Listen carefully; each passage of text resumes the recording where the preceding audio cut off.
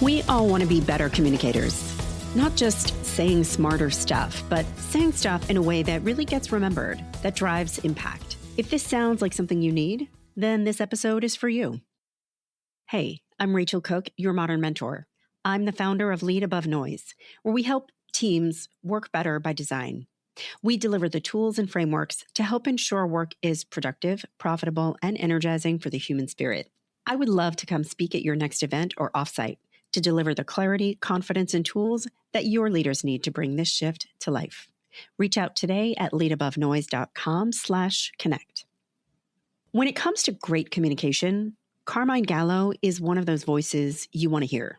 So much so that he's here today talking about his new audiobook original, Viral Voices, which combines ancient storytelling techniques and the latest neuroscience to decode the hidden formula of persuasion to help you communicate effectively in the AI era.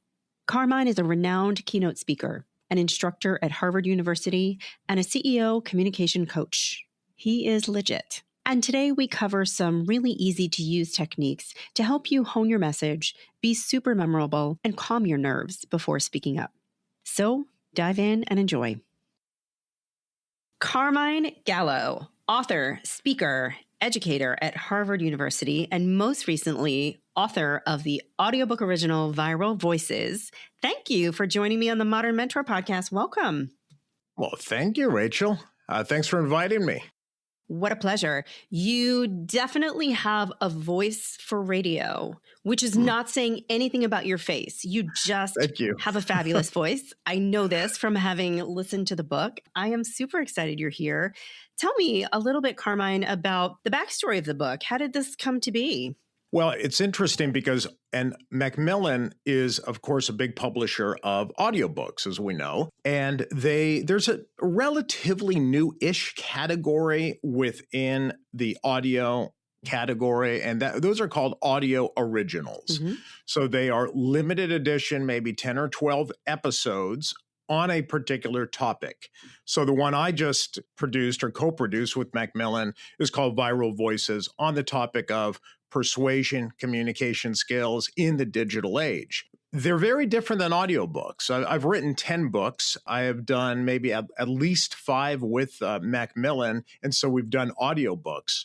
But most people are familiar with the audiobook category. It's the author, for the most part, reading the book, which is fine.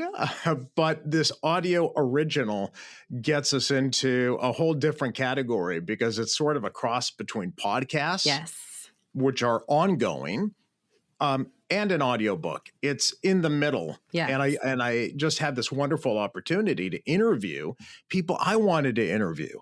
Who's an expert in storytelling? Who are some of the neuroscientists who are looking into communication? So I learned a lot about how to stand out, especially for people who listen to your podcast, mid to senior level employees, aspiring leaders, anybody who really wants to stand out in their existing roles. How do you do that? Those are some of the questions that I've tackled over the last couple of years as I was putting this together. Well, I can't wait to hear more. And you have just mentioned 2 of my favorite words that may or may not organically fit together. So maybe we'll tackle them separately.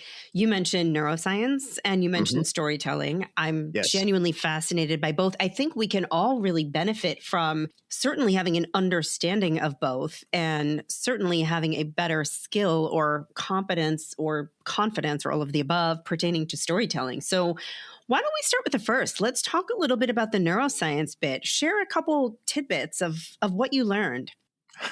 I spoke to one neuroscientist who's been studying cognitive science, molecular biology for 4 decades. His name is John Medina. He himself has written some best-selling books on how the brain processes information. And he said, Carmine, and this is how I actually started the audiobook. He said, Carmine, if there's one thing you should tell your listeners, your audiences, it's this. I'm already leaning in. What is it? What is it? The brain doesn't pay attention to boring things. He said, if that's all you know, you'll be a significantly better speaker and communicator. The brain doesn't pay attention to boring things. That makes a lot of sense, which is why the rest of my audiobook was, okay, what is boring and what is less boring? Yeah. We intuitively know things that are boring. People who, if you talk too long, if you ramble, if you use jargon and words that people don't understand, how many PowerPoints do we have to suffer through that are not only boring, but they are frustrating because they're so long and I can't read anything on the slide. So if you really want to stand out as a leader in the workplace, you need to start understanding what is it that makes some people boring and how can I become less boring? You mentioned storytelling. John Medina and other neuroscientists have arrived at this conclusion that the one thing that we are all wired for, our brains, from an evolutionary perspective, we are wired for storytelling, which is why I recommend don't see yourself as a title. Kind of set aside your title, set aside your position, and see yourself as a storyteller. Okay. You are telling the story behind your idea. You're telling the story behind your department. You're telling the story behind your brand. Whenever you are communicating ideas that you hope people will take action on, it's important to be a storyteller first. The next time you give a PowerPoint presentation, don't give a PowerPoint. Tell a story. Think about yourself as a storyteller. How would I, and we can get into this. We'll get into the details. How do you tell a story? Yeah. But if you think of yourself as a storyteller first and not as a presenter, the presentation that your audience sees will completely change. Because then PowerPoint, which is perfectly fine if you use it correctly, becomes a complement to the story. Yes. But the story comes first. And that also separates you from AI. If you plug in information into ChatGPT, which a lot of people are doing now, and you say, here's some information, I have to give a presentation on this topic, it'll come out with a script. It'll even develop slides for you that you can use. And guess what, Rachel? You start looking and sounding like everybody else because it's not a storyteller. It doesn't have your authentic voice, your experiences. So that's why the first thing, the whole first step before you dive into what can be advanced communication topics is to recognize that your listeners' brains will tune out pretty quickly from your presentation or your topic because the brain doesn't pay attention to boring things. It's got a lot of other things to do. And second, how do I become less boring? By becoming a storyteller. If you just start reframing the way you see yourself as a communicator, the communication that your audience sees will change dramatically. I love that. So there's a big mindset piece in there, which seems appropriate under the heading of neuroscience. Carmine, talk to me a little bit about a person who might be listening and thinking, sure, but like, I got to talk about boring stuff at work. Like I need, all right. You're shaking your head. No, I'm shaking my head because I have heard this. Sorry for interrupting. No, please. It's a little pet peeve of mine. Okay. I have heard this feedback for so many years. And I go back to my roots as a master's degree in journalism. I went to journalism school. So the first part of my career was as a broadcast journalist. And I returned from the very first assignment, came back, and I said, there's no story there. You can imagine the reaction from my professor at the time. For sure. Gallo, I won't yell, so I won't yell into the mic, but he goes, Gallo, there's always a story. And he was absolutely right. There's always a story to be told. Sometimes it can be a personal story. It can be a personal narrative. Here's something really exciting that I found in the last 3 months of research, something that surprised me that I didn't expect. And I'd like to share it with you today in this committee meeting. Oh, okay. Well, that's kind of again. I'm kind of teased into it. That's kind of interesting. Tell me what you learned. It doesn't have to be. You're not creating the next great American novel. We're not novelists. We're not creative writers. That's not the point of being a storyteller. The point of being a storyteller is simply to recognize that we are wired for a certain type of structure. And this is the easiest way to look at it. Structure. Okay. Structure means what is a story? Yeah. Yes, it has a beginning, middle, and an end, but it also has a setup, a beginning, a little tension, some conflict, and a resolution. So let me give you an example that you could use in the workplace. Great. Okay. This is from another doctor named Carmine Simon. Not Carmine, like me. It's Carmine Simon. She's a PhD, and she does a lot of research into how people pay attention. So she works for brands. Mm-hmm. She looks at ads. They put electrodes on people's heads, and they look at blood flow and how the brain is paying attention and eye movement. So she's really, really fascinating. She's one of the many people I interviewed. But she says, Carmine, it is absolutely guaranteed, we know this is a fact, that when you deliver any type of information, it can be a PowerPoint presentation, it can be a meeting, it can be a Zoom meeting, whatever you say, people will forget at least 90% of the content. Okay. They'll forget most of it. So your job is to engineer. I love that word too. Mm-hmm. Your job is to engineer what people remember. So it does kind of get back to what John Medina was saying too, is that the brain isn't going to pay attention to most of it. So what will the brain pay attention to? That's called deliberate communication, Rachel. That is going into a mission critical presentation, or if I'm in front of my boss and I have to deliver information, I have to pitch an idea. I'm leading a meeting over Zoom or a remote meeting or in person. What do I want people to remember and take away from this conversation? That requires a structure. Carmine Simon and many others have said what people remember is a story. Okay, I get that, but how do I take what you're saying and apply it to like the everyday business professional? They said it's not that hard. A story has an emotional component and maybe a little tension. Okay. That's it. Okay. Okay, again, we're not writing a novel. So here's a good example.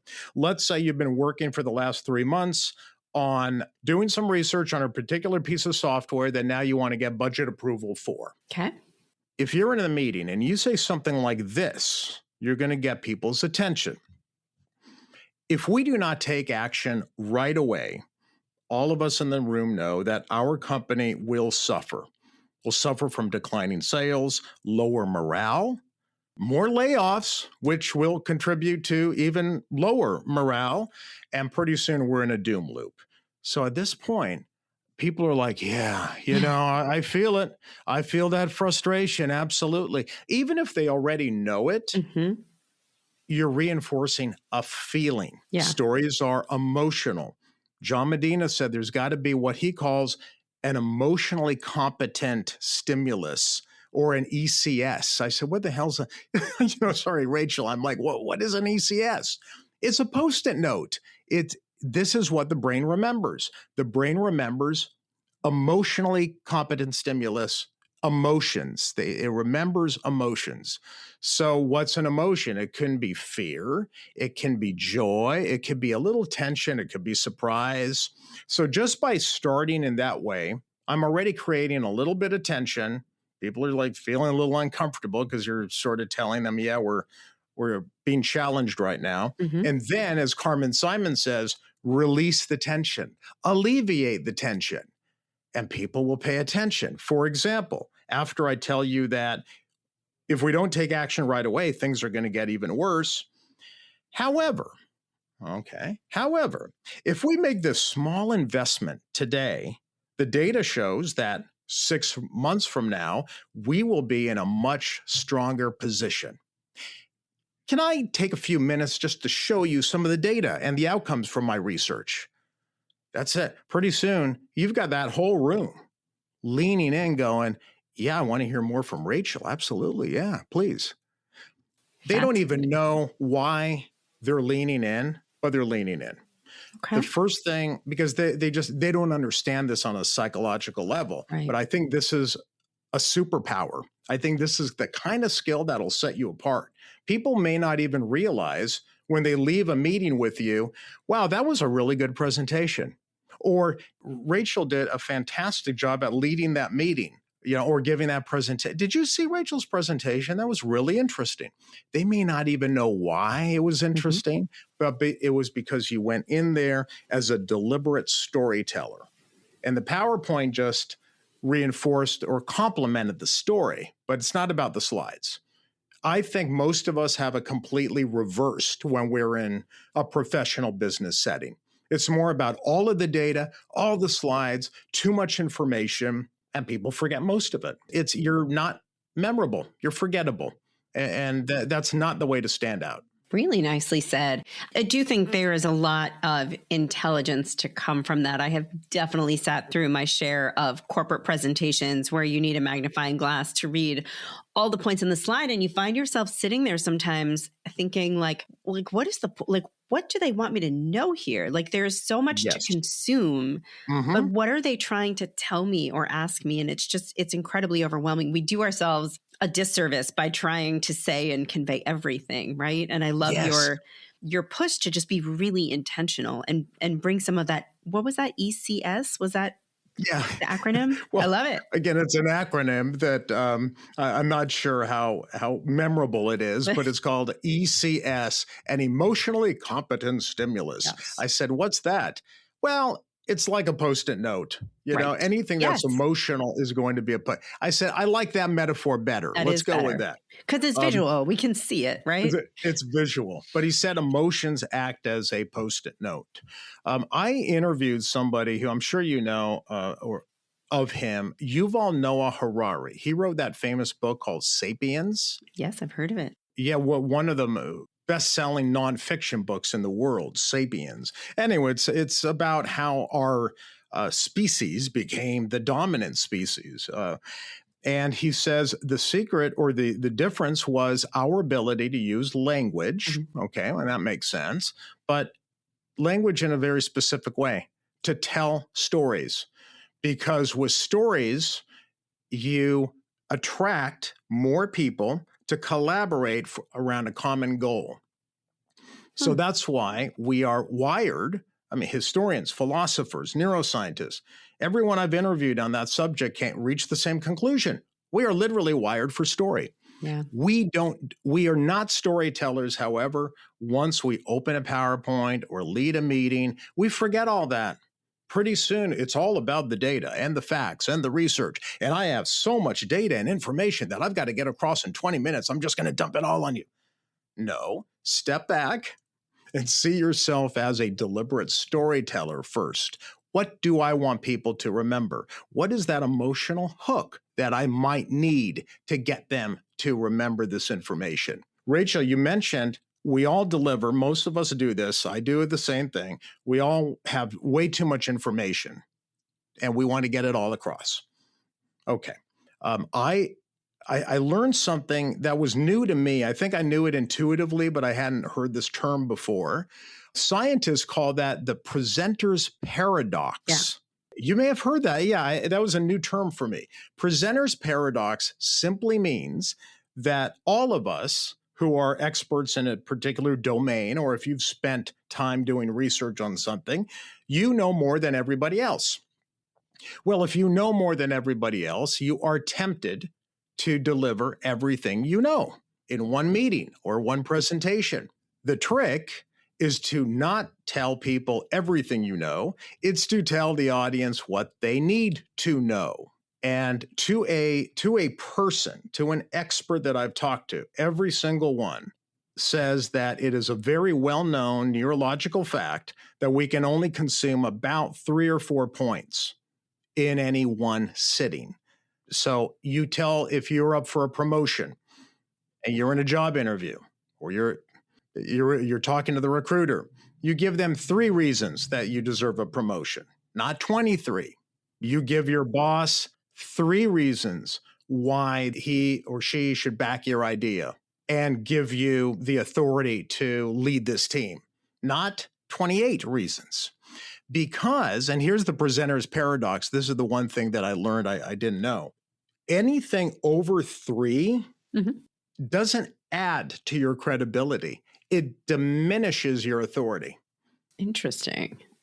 Okay. Wow. Okay. So just because you pile on more information doesn't mean that your listener is going to find it more credible or more persuasive. Less truly is more, but it's hard to do. That's why I call it deliberate. You have to go into every meeting, every presentation deliberately. What is it that I want people to take away from this meeting? Just by asking yourself that question and formulating your content to answer that question will help you stand out much more so than many of your peers. That's fantastic.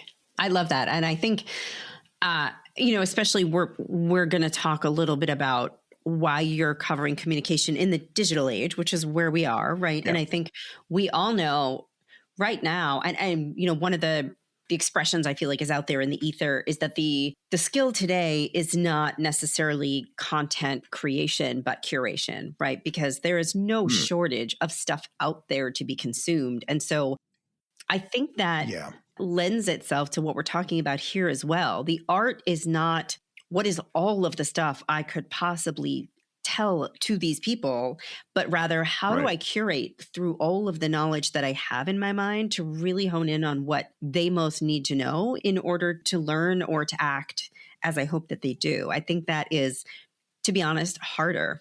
Oh, it's much harder.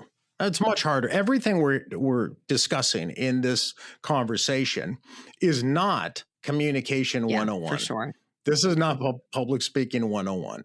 These are what I think really are advanced communication tactics. But the point is they will help you stand out. Yes. Because right now, you know this, within every company, there's reasons for streamlining people. Yeah. Let's do a lot more with a lot less. How are you going to differentiate yourself as a professional? And how are you going to differentiate yourself from what AI can do?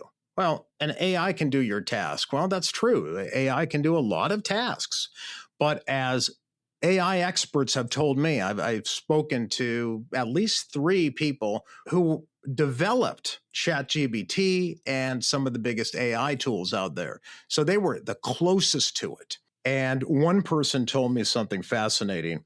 I said, AI can do this and AI can replace this task and AI can create this and write that. And I was just going on and on and on. And finally, the gentleman stopped me. Well, one of the foremost experts in AI, he stopped me. And he said, Carmine, it's not human, right? I said, oh, well, yeah, I kind of know that. And he goes, yeah, but there's so many things that AI cannot do, and nor would people want it to replace the authentic human voice. And then he said this is, I think, really good for everybody to understand. AI doesn't have aspirations. It doesn't have dreams. It doesn't have goals. It doesn't have those human feelings. So if you can connect your ideas to those human feelings in others, that's how people are going to remember you. But one AI expert said, Carmine, people will never want to have an AI or a bot lead a team, to motivate them, to inspire them, to persuade them, to clarify things for them. That is, uniquely human skills. Yeah. And that comes from those skills that make you, authentic, lived experiences that only you can tell, that only you can share. Yes. So I think there's a huge difference, obviously, between AI and being authentically human and having an authentic voice, which is why you may be picking up on this as much as I am. When I speak to leaders and recruiters in many, many large corporations, to a person, they've been telling me it's the soft skills they're looking for. It's the soft skills that set people apart. Soft meaning communication, the ability to collaborate, to think creatively. So I'm glad to see that those soft skills are still in demand. Yes, they certainly are. And I think they are becoming more crucial by the day, right? As things Yes. Yeah. intensify, as stress levels are amped up, I think we need more of that leadership, more of that humanity than ever in the workplace. And Rachel, we're not just speculating on No. that. We're not just talking here. No, this is what I'm hearing from recruiters Yes, within the largest companies in the world. absolutely. They're specifically saying, we need storytellers. We need soft skills. Well, most of that does fall under communication, Sure. which is why I'm really focused on elevating your communication skills so that you stand out. Beautiful. So I would love to talk a little bit more about storytelling because Sure. I do agree it is such a powerful skill. And I know so many people around me acknowledge it's something they struggle to do effectively. You've already shared with us, of course, there is always a story. You've already shared with us the importance of pulling the brain towards something not boring, towards emotion. I know you also talk a little bit, and you've certainly pulled on neuroscience. You also talk about Hollywood a little bit. And I'm Yeah. curious if you have anything to add to the conversation about storytelling that we might borrow from like a George Lucas or somebody out there. Absolutely. Let's do it. Absolutely. I talk a lot over the last few years. I've gravitated a lot to screenwriters. I speak to screenwriters and people within Hollywood because they're great storytellers. Yes. They are using a structure that goes back thousands of years, and it's called the hero's journey. I'm sure a lot of people have heard about that. It gets a little complicated, but the hero's journey is essentially the way all movies are made these days. Almost all movies have to track what's called the hero's journey. Now, we don't have to get into all the details of the hero's journey. I'm going to just give you the broad outline, though. Every great Hollywood movie, every script, except Quentin Tarantino, that's a different story. He's a little different, but almost everyone else has to follow what's called a 3-act structure. 3-act structure. The first 30 minutes of a 2-hour movie, and you'll recognize this in the next film you see if you watch Netflix. The first 30 minutes is introducing the characters and introducing the real problem that they're trying to solve. What does the hero want to get out of this? There's always an inciting incident, for example. In every rom-com, there's a meet cute. You got to have a meet cute, otherwise there's no romance. So if there's no incident, if there's no event that triggers the adventure, there's no reason for the rest of the movie. So every movie has to have an act 1, introduce characters, introduce their ordinary world, like Luke Skywalker is a farmer, and then there's an inciting incident, which is Luke Skywalker seeing Princess Leia's hidden message. There's an incident that triggers the adventure. Act 2 is the middle hour of a movie, which is the hurdles, the conflicts, the near-death experiences, the villains. And Act 3, of course, is the resolution. Everybody lives happily ever after. Okay, sounds kind of creative. Sounds like screenwriting. What does that have to do with the average business presentation? Years ago, I wrote a book on Steve Jobs and how Steve Jobs gave these extraordinary presentations. And I saw a sketch from the designers, from the people who actually created Steve Jobs' presentations. And they showed me a sketch. And that sketch had a presentation in a 3-act structure. Wow. So Steve Jobs was a storyteller. You don't come out and you say, this is my idea. No, you set it up. Here's the world in which we live today. Here are the problems with the world in which we live today. But by accepting or approving my idea, everyone will live happily ever after. Let me explain it to you. There's a little different. Instead of opening a PowerPoint, getting right to the data, the pie charts, the sales sheets, and saying, here's my idea, here's what I want you to focus on today. No, take people on a journey, but it doesn't have to be a 2-hour film.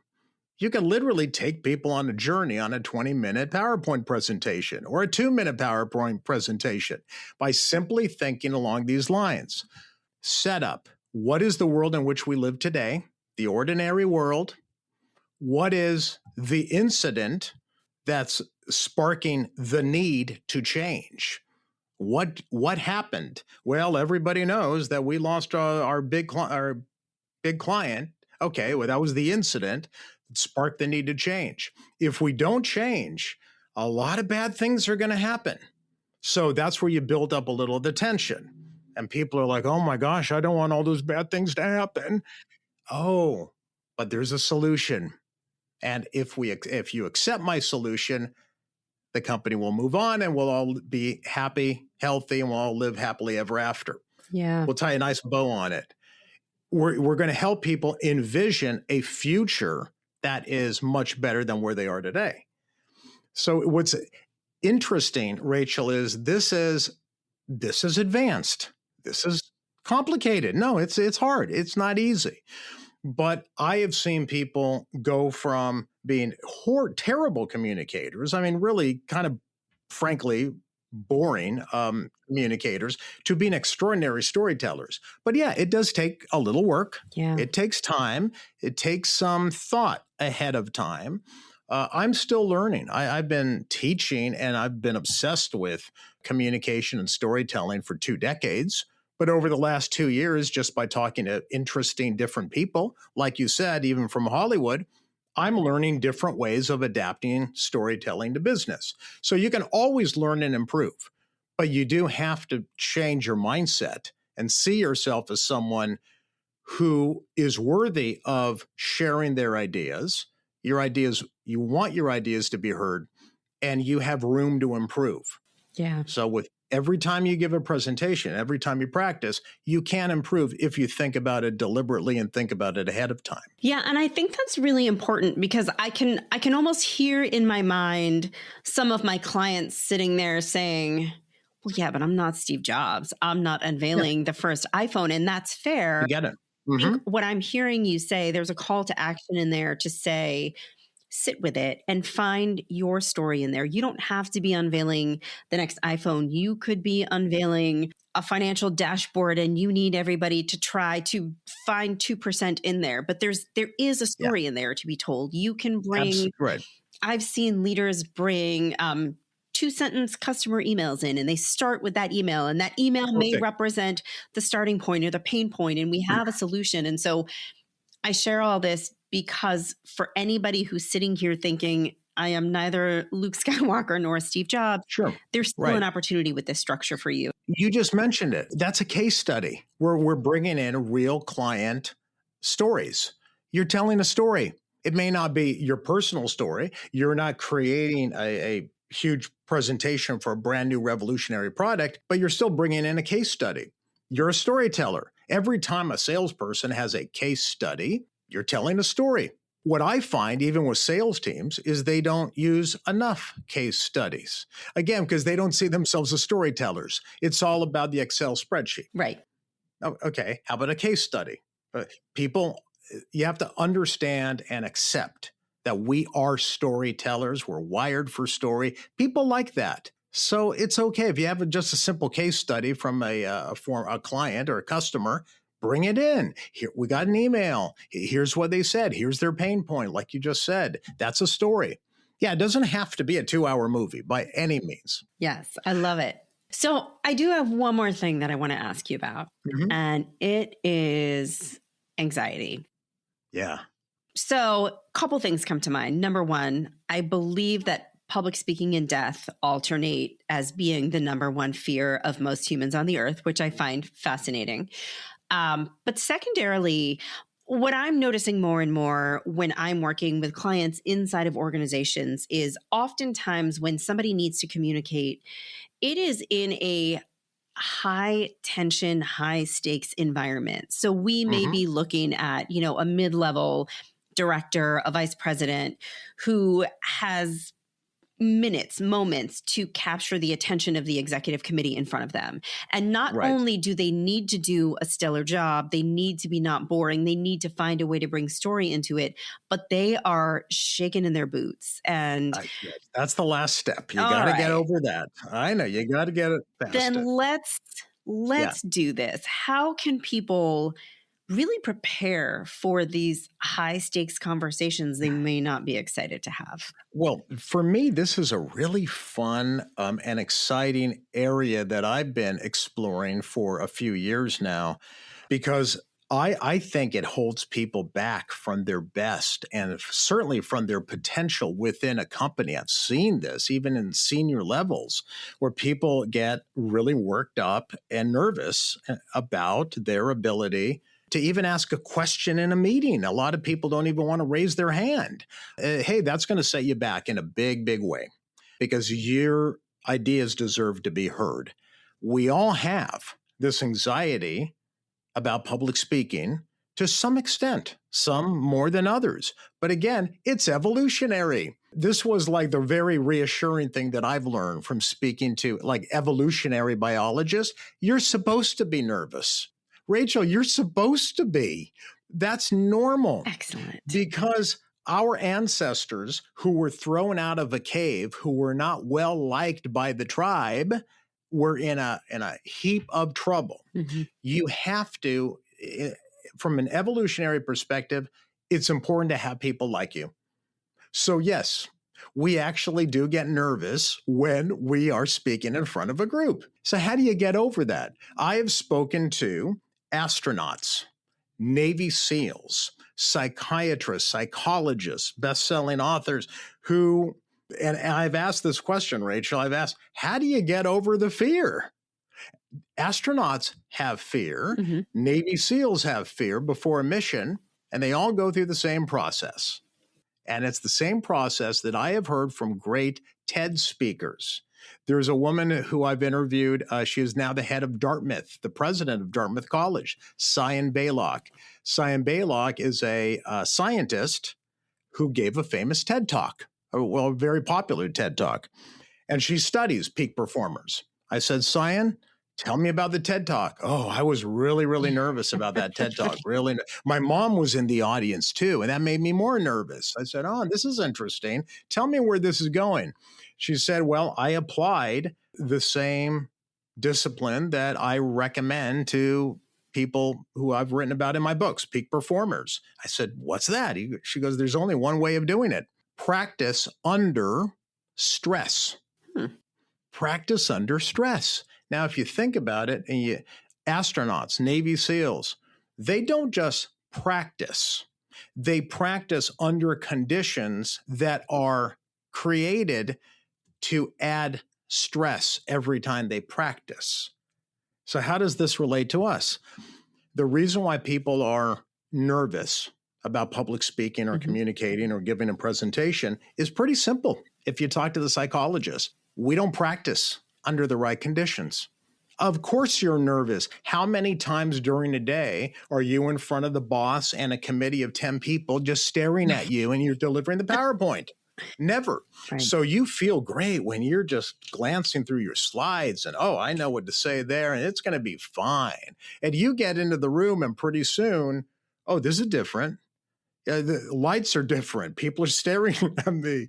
You're supposed to be nervous and you didn't practice for it. So whether it's sports or any kind of performance where the pressure is high and the pressure is on, you've got to put yourself under some conditions to add stress, which means speaking out loud. Maybe that's the first one. You're going to go through your presentation out loud in real time. Set a stopwatch. I can't go back because in real time, I wouldn't be able to stop and start again. I got to go through the whole thing in real time. Nobody's watching. Okay, I felt pretty good. How about turning on the recorder on your smartphone? Now I'm going to set up my phone and I'm going to press record. I've got to go. Okay, I can't go back, can't stop it. All right, go through that. All right, well, that was a little more jarring. And now I'm going to present in front of a trusted friend or peer, and they're going to be watching me. You're going to feel yourself going, okay, I'm a little more anxious about this. the more you put yourself under those conditions that will help you feel confident in the real world, is what you want to do. You want to build those conditions of what they call stress. So you have to practice under stressful conditions. The more you build it, the more confident you'll be. I really think, Rachel, that is the only solution I know of to cure, maybe not cure yourself, but to manage the inevitable anxiety that we all feel to one extent or another.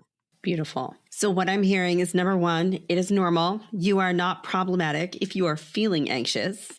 It might be more problematic if you're not feeling anxious. Right. And number two, the solution sounds terrible, but also helpful. Create some stress, get some reps in, and see how you go.